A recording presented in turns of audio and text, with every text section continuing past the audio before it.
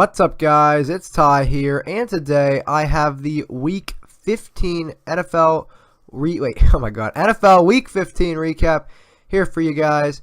And we are nearing the playoffs at a fast rate. It's getting kind of juicy here in the NFC and AFC, but let's get into all of the matchups over Week 15. So it started off on Thursday night, December 14th, a week ago, really. And the Denver Broncos defeated the Indianapolis Colts in Indy 25-13.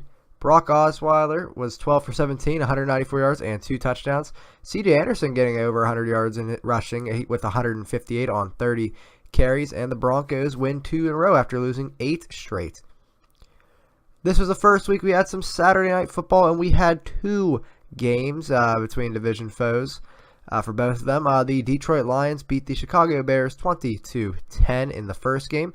Mitch Trubisky threw the ball 46 times. He was 31 for 46, 314 yards, and a touchdown.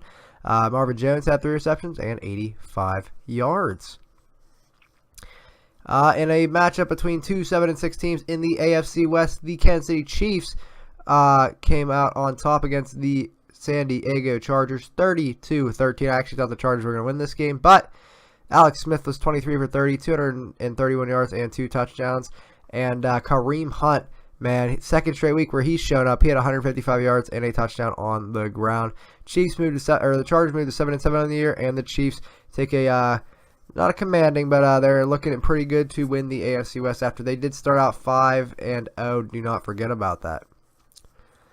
On to Sunday's action here. We had the Buffalo Bills move to 8-6 on the year and into a wild card position, and they beat the Miami Dolphins 24-16. Jay Cutler, man, threw 3 interceptions to help the Bills to victory. Kenyon Drake again having another touchdown. He also had 78 yards on the ground.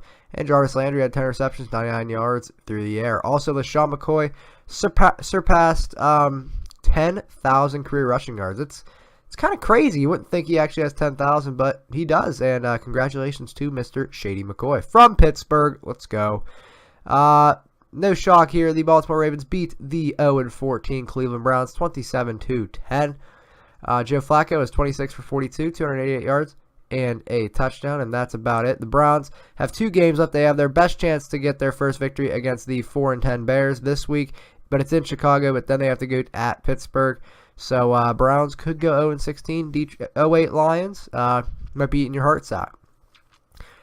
The Minnesota Vikings convincingly clinched the NFC North Division on Sunday as they beat the Cincinnati Bengals 34-7. Marvin Lewis also said he is stepping down from the Bengals head coaching position for the next season. Case Keenum was basically automatic. He was 20 for 23, 236 yards and 2 touchdowns. Latavius Murray had 76 yards and a touchdown on the ground. And Jerick McKinnon, who's on my fantasy team, had 7 receptions, 114 yards. I like to see that from my running back. New Orleans Saints got their 10th win on the year as they beat the New York Jets 31-19. Drew Brees was 26 for 36, 281 yards and 2 touchdowns. Mark Ingram obviously had 2 touchdowns on the ground, again keeping up his great year. And Michael Thomas from the Ohio State University had 93 yards and a touchdown through the air. After the Giants got up to a 20-7 lead, the Philadelphia Eagles came back and they beat the Giants 34-29. Nick Foles threw 4 touchdowns in his first start, replacing Carson Wentz. But Eli Manning, man, he was 37 for 57, 434 yards and 3 touchdowns. Sterling Shepard, who is on my fantasy bench, had 11 receptions, 139 yards and a touchdown.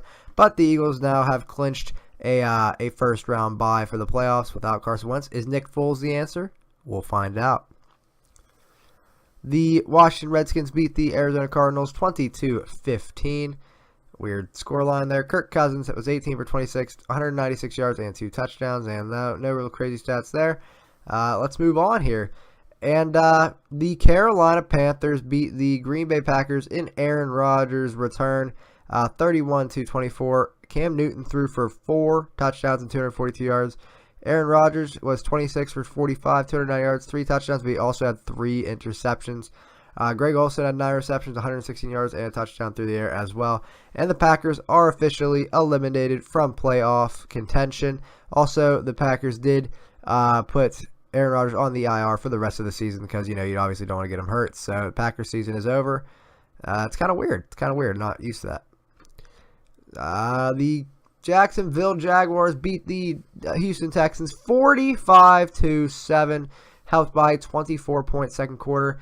The Jaguars have clinched their first playoff berth in 10 years. That's insane. Blake Bortles was 21 for 29, 326 yards, and 3 touchdowns. Keelan Cole, 7 receptions, 186 yards and a touchdown. What a game from him.